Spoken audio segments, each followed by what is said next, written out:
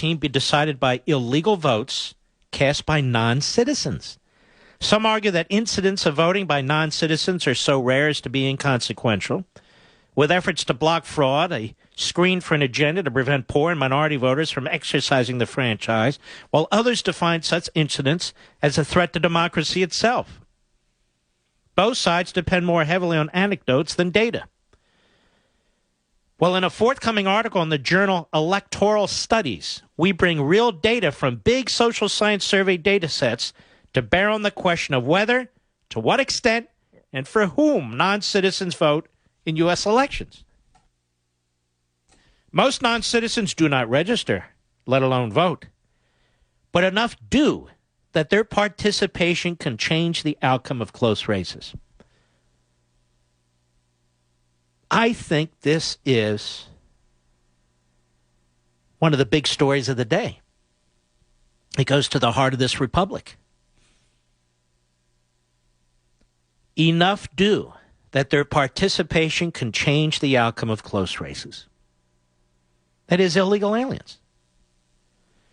Our data comes from the Cooperative Congressional Election Study, CCES. Its large number of observations, 55,400 in 2010, provides sufficient samples of the non-immigrant subpopulation, with 339 non-citizen respondents in 2008 and 489 in 2010.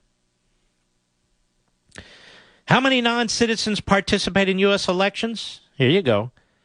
More than 14% of non-citizens in both the 2008 and 2010 samples indicated they were actually registered to vote.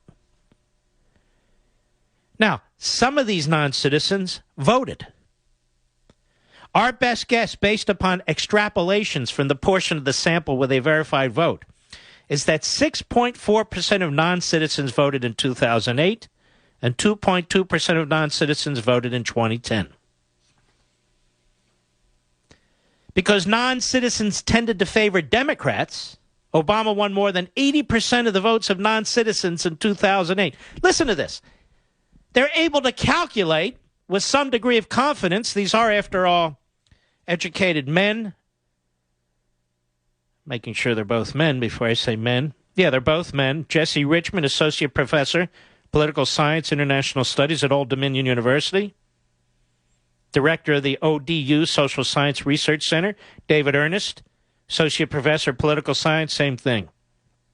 An Associate Dean for Research and Graduate Studies in the College of Arts and Letters. These are serious people. They say because non-citizens tended to favor Democrats, Obama won more than 80% of the votes of non-citizens in 2008.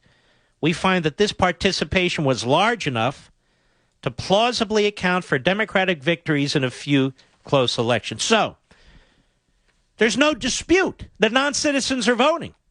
The debate is how many. There's no dispute that non-citizens voting, overwhelmingly, 8 in 10 vote Democrat. No disputing it. This is a remarkable piece of information. We all knew it. We knew it anecdotally. We could see it. But these men have actually gone in, dug into the weeds, looked at the numbers. We have large numbers of non-citizens voting that are throwing certain close elections to Democrats. This no longer is in dispute. And keep in mind, when Obama pulls his Mussolini, that doesn't sound clean, does it, Mr. Producer? Okay, hold on now.